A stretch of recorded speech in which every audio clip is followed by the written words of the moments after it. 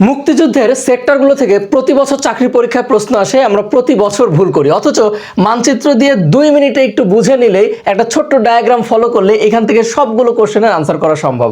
আমরা আজকে 2 মিনিটে এই মানচিত্র থেকে মুক্তিযুদ্ধের সেক্টরগুলো কমপ্লিট করে নিব, এরপর আর কোনোদিন ভুল হওয়ার সম্ভাবনা নাই। আমরা ছোট্ট একটা ডায়াগ্রাম দেখব। এই যে মুক্তিযুদ্ধে যে মানচিত্রটা আছে এই সেক্টরের, এইখান থেকে আমরা যদি একটু খেয়াল করি তাহলে দেখব যে একটু বিক্ষিপ্ত অবস্থায় আছে, কিন্তু এটা মনে রাখার জন্য একটা ট্রিকি ওয়ে আছে। দেখেন, এরকম একটা অ্যারো চিহ্ন দিবেন, এরপরে এরকম একটা অ্যারো চিহ্ন দিবেন, এরপরে এই উপরে একটা বৃত্ত, নিচে একটা বৃত্ত। মুখস্থ করা শেষ। এখন বলুন যে স্যার এটা আবার কি ধরনের ওয়ে, মুখস্থ কিভাবে হলো? একটু দেখেন, এটা সব থেকে সুন্দর ওয়ে। দেখেন, এই উপরের দিকে অ্যারো চিহ্নটা, তীর চিহ্নটা আমি কেন দিলাম? 1 2 3 4 5, ঠিক আছে? 1 2 3 4 5। এই দেখেন, এই সোজা উপরের দিকে উঠে গেছে। এরপরে কি হয়েছে? এই জন্য আমি সোজা অ্যারো দিয়েছি। এরপরে দেখেন নিচের দিকে নেমে এসেছে 6 7 8 9, তার মানে নিচের দিকে অ্যারো দিয়েছি। এরপরে দেখেন এই যে উপরে একটা বৃত্ত দিয়েছি, তার মানে নিচে একটা বৃত্ত দিয়েছি, তার মানে এই যে নিচে এই জায়গাটা 10 এবং উপরে একটা বৃত্ত দিয়েছি, এটা মানে 11। দেখেন, তাহলে কিন্তু ক্লিয়ার হয়ে গেল। এবং এই মানচিত্রে কোথায় কোন জায়গায়, এটা কিন্তু আমাদের মাথার ভিতরে যেটুকুই হোক ক্যাপচার দেওয়া আছে। আমরা ধারণা করলে একটু দেখলে বুঝতে পারি যে এখানে এইটুকু হচ্ছে চট্টগ্রাম, এদিকে সিলেট, এদিকে রংপুর, এদিকে রাজশাহী। আমরা কিন্তু মানচিত্র সম্পর্কে ধারণা আছে যে কোথায় কোন জেলা কোন বিভাগ অবস্থিত।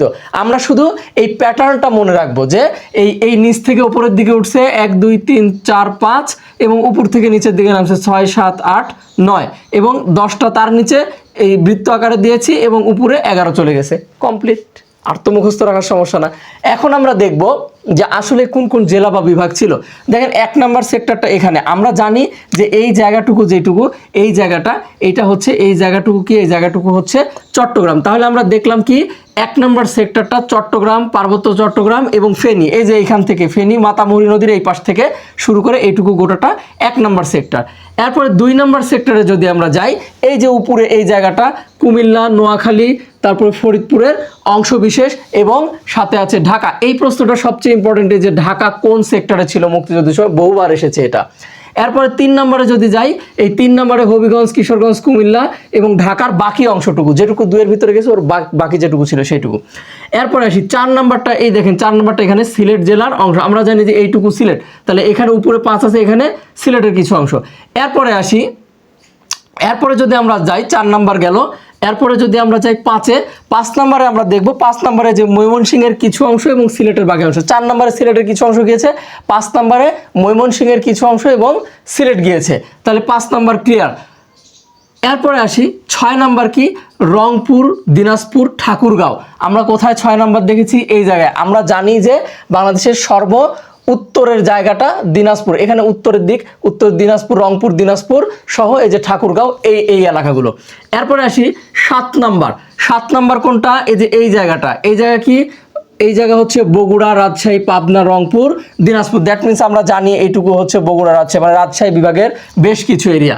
এরপর 8 নাম্বার সেক্টরটা যদি আমরা দেখি, তাহলে 8 নাম্বার সেক্টর এই যে এইখানে বরিশালের সাথে কিছুটা আছে, যশোর, কুষ্টিয়া, খুলনা, বরিশালের বেশ কিছু অংশ নিয়ে এই 8 নাম্বার সেক্টর গঠিত। এরপরে যদি আমরা দেখি একটু বরিশাল, 9 নম্বরে হচ্ছে বরিশাল, পটুয়াখালী, খুলনা, ফরিদপুর। আমরা যদি 9 নাম্বার দেখি, এই যে এই জায়গায় আমরা চন্দ্রদ্বীপ যখন দেখেছিলাম মানচিত্রে তখন দেখেছিলাম, এই যে এই জায়গাটা হচ্ছে বরিশাল, পটুয়াখালী, খুলনা এবং ফরিদপুরের বেশ কিছু অংশ এখানে জড়িত, এই যে এই সাইডটা। আর 10 নাম্বার যেটা, সেটা হচ্ছে নো সেক্টর, এটা তো পানির মধ্যে, দেখার কিছু নাই। 11 নাম্বারটা হচ্ছে এই উপরে চলে আসছে, দেখেন ময়মনসিংহ এবং টাঙ্গাইল। ময়মনসিংহের কিছু অংশ 5 নাম্বারের মধ্যে গেছে, কিছু অংশ দেখেন এই 11 নাম্বারের মধ্যে চলে আসছে। সীমান্তবর্তী যে এরিয়াটুকু, সেগুলো কিন্তু ওইটার মধ্যে চলে আসছে।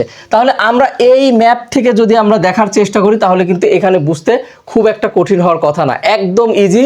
এই ডায়াগ্রাম দিয়ে মনে রাখবেন, নিচ থেকে উপরে দিয়ে গেছে, তারপরে এভাবে আসছে, তারপরে নিচের বৃত্ত, উপরে বৃত্ত, কমপ্লিট, মুখস্থ হয়ে যাবে।